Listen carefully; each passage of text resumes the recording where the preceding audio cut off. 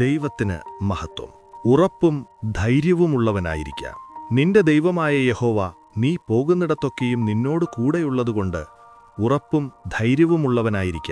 ഭയപ്പെടരുത്, ഭ്രമിക്കുകയുമരുത് എന്ന് ഞാൻ നിന്നോട് കൽപ്പിച്ചുവല്ലോ. യോശുവ 1:9. നിത്യതയ്ക്ക് നിഴലായി പറയപ്പെടുന്ന കനാൻ ദേശം അവകാശമാക്കുവാൻ പോകുന്ന യോശുവയോട് ദൈവം അരുളി ചെയ്യുന്ന വാക്കുകളാണിത്.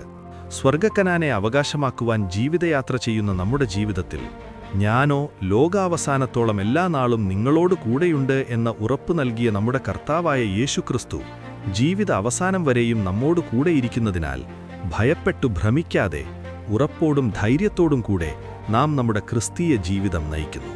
എന്നാൽ ക്രിസ്തീയ ജീവിതത്തിന്റെ പ്രത്യാശയെന്നത് യേശുക്രിസ്തു മരിച്ച് അടക്കപ്പെട്ടിട്ട് ഉയർത്തെഴുന്നേറ്റിരിക്കയാൽ നാമും ഉയർത്തെഴുന്നേൽക്കും എന്നതാണ്. കർത്താവിന്റെ മഹത്വപ്രത്യക്ഷതയിൽ യേശു തേജസ്സിൽ വെളിപ്പെടുമ്പോൾ നാമും ഉയർത്തെഴുന്നേറ്റ് തേജസ്കരിക്കപ്പെട്ടവരായി യേശുവിനോടുകൂടെ കാണപ്പെടും. കൊരിന്ത്യർ ലേഖനത്തിൽ ക്രിസ്തു ഉയർത്തെഴുന്നേറ്റിട്ടില്ല എങ്കിൽ നമ്മുടെ വിശ്വാസം വ്യർത്ഥമാണ് എന്ന് പറയുന്നു. നമ്മുടെ ക്രിസ്തീയ ജീവിതവും വ്യർത്ഥമാണെന്ന് അത് നമ്മെ ഓർമ്മിപ്പിക്കുന്നു. എന്നാൽ ക്രിസ്തു നിദ്ര കൊണ്ടവരിൽ ആദ്യഫലമായി മരിച്ചവരുടെ ഇടയിൽ നിന്ന് ഉയർത്തെഴുന്നേറ്റിരിക്കയാൽ നമുക്കും ഒരു ഉയർത്തെഴുന്നേൽപ്പുണ്ട് എന്നുള്ളത് ഉറപ്പാക്കപ്പെടുന്നു. ആകയാൽ നാം കർത്താവിനോട് കൂടെ ജീവിച്ചുകൊണ്ട് അഥവാ കർത്താവിൽ വസിച്ചുകൊണ്ട് തന്റെ പ്രത്യക്ഷതയിൽ നാമും ധൈര്യമുള്ളവരാകണം. മർക്കോസ് സുവിശേഷം 16 യേശുക്രിസ്തുവിന്റെ ഉയർപ്പിൻ നാളിൽ നടന്ന ചില കാര്യങ്ങൾ നമുക്ക് കാണുവാൻ കഴിയും. യേശുവിന്റെ പരസ്യ ശുശ്രൂഷാവേളയിൽ തന്നോടുകൂടെ തന്റെ 12 ശിഷ്യന്മാരും മഗ്ദലക്കാരത്തി മറിയ ഉൾപ്പെടെ ചില സ്ത്രീകളും യാത്ര ചെയ്തു. തന്റെ അടക്കം വരെയും ഈ സ്ത്രീ പുരുഷന്മാർ യേശുവിനെ അനുഗമിച്ചു. എന്നാൽ മർക്കോസ് 16 യേശു ഉയർത്തെഴുന്നേറ്റ കാര്യം ഒന്നാമത് അറിയിക്കപ്പെടുന്നത് ഈ സ്ത്രീകൾക്ക് മാത്രമാണ്. കാരണം നാം നോക്കിയാൽ പുരുഷന്മാർ യേശുവിനോടുകൂടെ നടന്ന വളരെ അധ്വാനിച്ചവരെങ്കിലും അവർ ആ അതിരാവിലെ യേശുവിനെ അന്വേഷിപ്പാൻ ഒരുക്കമുള്ളവരായിരുന്നില്ല. യേശു ഉയർത്തെഴുന്നേൽക്കും എന്നുള്ള ആ സദ്വർത്തമാനം അവർക്ക് നൽകപ്പെട്ടിരുന്നുവെങ്കിലും അത് വേണ്ടും വണ്ണം അവർക്ക് വിശ്വസിക്കാനാകാഞ്ഞതിനാൽ അവർക്ക് അത് ഉപകാരമായി വന്നില്ല. ഒരുപക്ഷെ ആ അതിരാവിലെ സമയം അവർ കിടന്നുറങ്ങുന്നവരായിരുന്നിരിക്കാം. മഗ്ദലക്കാരത്തി മറിയ അറിയിച്ചിട്ട് അവർ കല്ലറയ്ക്കൽ ചെന്നുവെങ്കിലും അവർക്ക് ദൂതന്മാരുടെയോ യേശുവിൻ്റെയോ പ്രത്യക്ഷതയുണ്ടാകാതെ അവർ വെറുതെ വീട്ടിലേക്ക് മടങ്ങുന്നു. ആത്മീകമായി നാം ഇതിനെ ചിന്തിച്ചാൽ ഇന്ന് അനേകർ യേശുവിനു വേണ്ടി പ്രവർത്തിക്കാൻ ഉത്സാഹമുള്ളവരായി യേശുവിനെ മുഴു ലോകത്തിലും അറിയിക്കുന്നവർ മാത്രമല്ല, യേശുവിന്റെ നാമത്തിൽ അത്ഭുതങ്ങളും വീര്യപ്രവർത്തികളും ചെയ്യുന്നവരും പ്രവചിക്കുകയും ഭൂതങ്ങളെ പുറത്താക്കുകയും ചെയ്യത്തക്കവണ്ണം കൃപാവരമുള്ളവരുമായിരിക്കുന്നു. എന്നാൽ ഇവർ ദൈവേഷ്ടം ചെയ്ത് വാഗ്ദത്തമായ കർത്താവിന്റെ വരവിൽ കാണപ്പെടുവാൻ തക്ക ചിന്തയോ ഉത്സാഹമോ ഇല്ലാത്തവരായി കാണപ്പെടുന്നു. യേശുവിന്റെ വരവിനെ കാത്തിരിക്കുന്നവരല്ലാത്തതിനാൽ അവർ അധർമ്മം പ്രവർത്തിക്കുന്നവരായി യേശു ഒരു നാളും അറിഞ്ഞിട്ടില്ലാത്തവരായി കാണപ്പെടുന്നു. മറുഭാഗത്ത് വെളിപ്പാട് പുസ്തകത്തിൽ സഭയാം സ്ത്രീയെ നാം കാണുമ്പോൾ അവൾ യേശുവിന്റെ പ്രത്യക്ഷതയെ കാണുവാനുള്ള ആവലോടെ കാത്തുനിൽക്കുന്നവരുടെ കൂട്ടമായി നമുക്ക് പഠിക്കാം.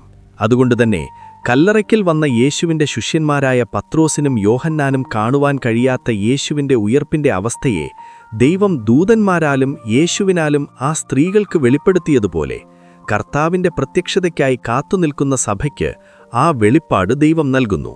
ആകയാൽ പുരുഷന്മാരാകുന്ന ശുഷ്കാന്തിയുള്ളവർ യേശുവിനു വേണ്ടി വളരെ പ്രവർത്തിക്കുന്നവരെങ്കിലും ശിഷ്യന്മാരെപ്പോലെ യേശുവിന്റെ ഉയർപ്പിനെ അഥവാ പ്രത്യക്ഷതയെ കാത്തിരിക്കാത്തവരായിരിക്കുന്നു. യേശു മരിച്ചവരിൽ നിന്ന് ഉയർത്തെഴുന്നേൽക്കേണ്ടതാകുന്നു എന്നുള്ള തിരുവെഴുത്ത് ശിഷ്യന്മാർ അതുവരെ അറിഞ്ഞില്ല എന്ന് വായിക്കുന്നു. എന്നാൽ സ്ത്രീകളാകുന്ന ദൈവസഭയോ യേശുവിനെ അനുഗമിച്ചുകൊണ്ട് യേശുവിനോട് കൂടെ ജീവിച്ചുകൊണ്ട് യേശുവിന്റെ ശുശ്രൂഷകളെ നന്നായി ചെയ്തവരായിരുന്നു. അവർ തങ്ങളുടെ ജീവിതത്തെ ദൈവത്തിന് ക്രിസ്തുവിന്റെ സൗരഭവാസനയാക്കിക്കൊണ്ട് തങ്ങൾ ഒരുക്കിയ ജീവിതമാകുന്ന സുഗന്ധവർഗവും എടുത്തുകൊണ്ട് ഉയർപ്പിൻ പുലരിയിൽ യേശുവിനെ കാണുവാനുള്ള വാഞ്ചയോടെ പുറപ്പെടുന്ന പ്രത്യാശയുള്ള സഭയായി കാണപ്പെടുന്നു. ഈ ലോക ജീവിതത്തിൽ നമ്മുടെ ക്രിസ്തീയ ജീവിതത്തിൽ പ്രവൃത്തികൾ അഥവാ ശുശ്രൂഷ മാത്രമല്ല പ്രധാനം. അതോടുകൂടെ നമ്മുടെ ജീവിതവും കർത്താവിന്റെ വരവിൽ എടുത്തുകൊള്ളപ്പെടുവാൻ തക്കവണ്ണം ഒരുക്കുന്നവരാകുവാൻ നമുക്കിടയാകട്ടെ. ഉറങ്ങുന്നവരായവർ മരിച്ചവരുടെ അഥവാ രണ്ടാം മരണത്തിന് അധീനരായവരുടെ ഇടയിൽ നിന്ന് എഴുന്നേൽക്കുമെങ്കിലേ ക്രിസ്തുവിന്റെ പ്രകാശം ആ പൊൻപുലരിയിൽ തങ്ങളിൽ ഉണ്ടാകത്തക്കവണ്ണം പ്രകാശത്തിനായി കാത്തിരിക്കാനാകൂ. ഇനിയും ഈ സ്ത്രീകളാകുന്ന സഭയെ നാം ശ്രദ്ധിച്ചാൽ അവരിൽ ബഹുഭൂരിപക്ഷവും ഉയർപ്പിൻ പ്രത്യാശയുള്ളവരെങ്കിലും വിറയലും ഭ്രമവും പിടിച്ചു ഭയപ്പെടുന്നവരാകയാൽ യേശുവിനെ കാണും എന്നുള്ളത് മറ്റുള്ളവരോട് പറയുവാൻ കഴിവില്ലാത്തവരായി മാറ്റപ്പെടുന്നു. തങ്ങൾ കർത്താവിന്റെ വരവിൽ എടുത്തുകൊള്ളപ്പെടുമോ എന്ന ചിന്തയാൽ ഭയപ്പെട്ട് വിറയ്ക്കുന്ന ഒരവസ്ഥ. ഇതിന്റെ കാരണം ആത്മീകമായി നാം ചിന്തിക്കേണ്ടിയിരിക്കുന്നു.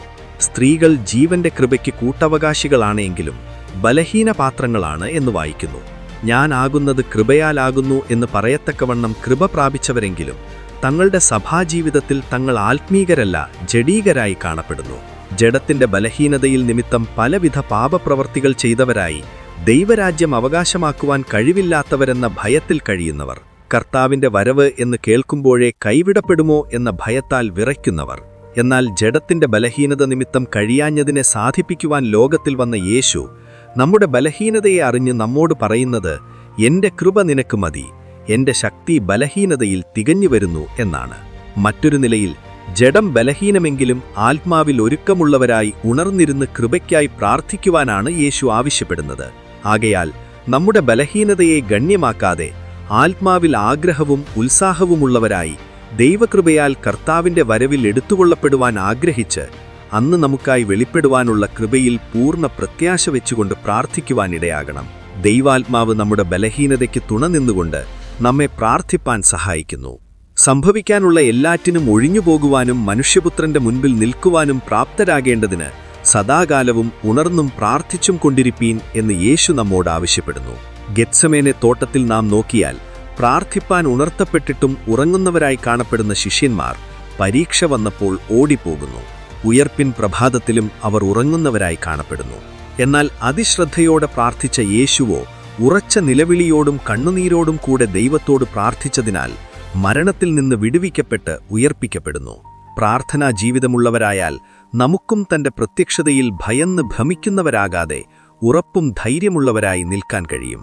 മർക്കോസ് സുവിശേഷം 16-ാം അധ്യായം നാം വീണ്ടും ശ്രദ്ധിക്കുമ്പോൾ ആ സ്ത്രീകളുടെ കൂട്ടത്തിൽ ഉൾപ്പെട്ടവൾ എന്ന് പറയപ്പെട്ട മഗ്ദലക്കാരത്തി മറിയയ്ക്ക് യേശു ആദ്യം പ്രത്യക്ഷനായി എന്ന് കാണുന്നു. ഇത് നമ്മുടെ ചിന്തയിൽ വളരെ പ്രാധാന്യമുള്ള ഒരു കാര്യമാണ്. സ്നേഹത്തിൽ ഭയമില്ല എന്നും തികഞ്ഞ സ്നേഹം ഭയത്തെ പുറത്താക്കുന്നു എന്ന് നാം വചനത്തിൽ വായിക്കുന്നു. മറിയയെ നാം ശ്രദ്ധിച്ചാൽ ഇരുട്ടിനെ ഭയപ്പെടാതെ താൻ തനിച്ചാണ് എന്നോർക്കാതെ അവൾ യേശുവിനെ തേടി ഒറ്റയ്ക്ക് രാവിലെ ഇരുട്ടുള്ളപ്പോൾ തന്നെ കല്ലറയ്ക്കൽ ചെല്ലുന്നു.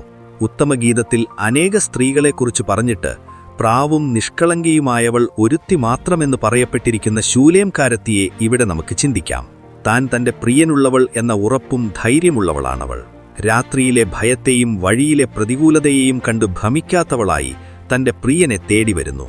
മറിയയും യേശു മരിച്ചു എന്നോ അടക്കപ്പെട്ടു എന്നോ 3-ാം നാളായി നാറ്റം വച്ചു കാണും എന്നോ ഓർക്കാതെ യേശുവിനെ തേടി കല്ലറയ്ക്കൽ വരുന്നു. യേശുവിൻ്റെത് മൃതശരീരമാണെങ്കിലും അത് തന്നെക്കൊണ്ട് എടുക്കുവാൻ സാധ്യമല്ല എങ്കിലും തന്റെ പ്രാണപ്രിയനോടുള്ള അതിരറ്റ സ്നേഹം നിമിത്തം അവൾ അത് എടുത്തുകൊണ്ട് പൊക്കോളാം എന്ന് പറയുന്നു. യേശുവിന്റെ ആഗ്രഹം പോലെ മറ്റെല്ലാവരേക്കാളും അധികമായി യേശുവിനെ സ്നേഹിച്ചതിനാൽ യേശു മറിയയ്ക്ക് ഒന്നാമത് പ്രത്യക്ഷനാകുന്നു. ദൈവകൽപ്പനകളെ ലഭിച്ച് അവയെ പ്രമാണിക്കുന്നവരാണ് യേശുവിനെ സ്നേഹിക്കുന്നവർ. അവരാണ് യേശു കൽപ്പിച്ചവകളെ അവസാനത്തോളം അനുഷ്ഠിച്ചു വരുന്നവരായി ജയം പ്രാപിച്ച് യേശുവിനെ പോലെ അധികാരം പ്രാപിക്കുന്നവർ. ജയം പ്രാപിച്ച് ദൈവസിംഹാസനത്തിലേക്ക് എടുത്തുകൊള്ളപ്പെടുന്നവർ. കർത്താവിന്റെ വരവിൽ ശരീരരൂപാന്തരം പ്രാപിക്കുന്ന കുഞ്ഞാടിന്റെ കാന്തയായ മണവാട്ടിയെ നമുക്ക് മഗ്ദലക്കാരത്തി മറിയയിൽ കാണാം. ചുരുക്കത്തിൽ പ്രവർത്തികളിൽ ഉത്സാഹമുള്ളവരായിരുന്ന് ഉയർപ്പിന്റെ പ്രത്യാശയില്ലാതെ ജീവിച്ച് നരകയോഗ്യരാകുന്ന പുരുഷന്മാരായ അധർമ്മം പ്രവർത്തിക്കുന്നവരല്ല, കർത്താവിന്റെ ഉയർപ്പിനെ പ്രത്യക്ഷതയെക്കുറിച്ച് വ്യക്തത ലഭിച്ച സഭയാം സ്ത്രീയാണ് ശ്രേഷ്ഠയായവൾ. എന്നാൽ അവരിലും 2 വിഭാഗങ്ങളുണ്ട്. ഒരു കൂട്ടർ പുനരുത്ഥാനത്തിന് യോഗ്യരായി കർത്താവിന്റെ രഹസ്യവരവിൽ എടുത്തുകൊള്ളപ്പെടുന്ന കാന്തയാകുന്ന സഭ. മറ്റൊരു കൂട്ടർ തങ്ങളുടെ ജഡത്തിന്റെ ബലഹീനതയാലുള്ള കുറവുകളെ ഭയപ്പെട്ട് നിർജീവരായി ആത്മീക ഉറക്കത്തിലേക്ക് മാറ്റപ്പെട്ട് കൈവിടപ്പെടുന്ന സഭ. ഈ 2-ാം കൂട്ടത്തിൽ ഉൾപ്പെട്ട 10 കന്യകമാരും മണവാളൻ വരുവാൻ താമസമെന്ന് കണ്ട് ഉറങ്ങുന്നവരാകുന്നു. ഇവിടെയും ഈ കൂട്ടർ 2ആയി വേർതിരിക്കപ്പെടുന്നത് കാണാം. ബുദ്ധിയുള്ള കന്യകമാരും ബുദ്ധിയില്ലാത്ത കന്യകമാരും. മർക്കോസ് സുവിശേഷം 16-ാം അധ്യായത്തിൽ ആദ്യം മറിയയ്ക്ക് പ്രത്യക്ഷനായ കർത്താവ് പിന്നീട് മറ്റുള്ളവർക്കും പ്രത്യക്ഷനായി. അതുപോലെ അർദ്ധരാത്രിയിൽ വീണ്ടും വരുന്നവനായ കർത്താവ് ഒരുങ്ങിയിരുന്നവരെ കല്യാണസദ്യയ്ക്ക് തന്റെ അടുക്കൽ ചേർക്കുന്നു. മറ്റൊരു കൂട്ടരെ തനിക്ക് അറിയാത്തവരായി കർത്താവ് തള്ളിക്കളഞ്ഞിട്ട് അവർ നരകയോഗ്യരാകുന്നു. ഒരു കൂട്ടർ നിത്യജീവനായും മറ്റൊരു കൂട്ടർ നിത്യദണ്ഡനത്തിനായും വേർതിരിക്കപ്പെടുന്നു. ആകയാൽ കർത്താവിന്റെ ഉയർപ്പിനെക്കുറിച്ച് വ്യക്തത ലഭിച്ചവരായ നാം ഭയന്ന് ഭ്രമിക്കുന്നവരാകാതെ ഉറപ്പും ധൈര്യമുള്ളവരായി ഉണർന്നു പ്രാർത്ഥിക്കുന്നവരാകട്ടെ. നമ്മുടെ പ്രാർത്ഥനയാൽ ദൈവം യേശുവിന്റെ മുൻപിൽ നിൽക്കുവാൻ നമ്മെ പ്രാപ്തരാകും. സമാധാനത്തിന്റെ ദൈവത്താൽ ശുദ്ധീകരണം പ്രാപിക്കുവാൻ ഉത്സാഹിച്ചുകൊണ്ട് നമ്മെ വിളിക്കുന്ന ദൈവം വിശ്വസ്തനാകയാൽ ദൈവം നമ്മെ കർത്താവായ യേശുക്രിസ്തുവിന്റെ പ്രത്യക്ഷതയിൽ അനിന്ദ്യരായി വെളിപ്പെടുവാൻ തക്കവണ്ണം കാത്തുകൊള്ളും എന്ന ധൈര്യത്തോടെ കർത്താവിന്റെ പ്രത്യക്ഷതയെ കാത്തിരുന്നൊരുങ്ങാം. ദൈവമായ കർത്താവ് നമ്മെ ഏവരെയും അതിന് സഹായിക്കുമാറാകട്ടെ.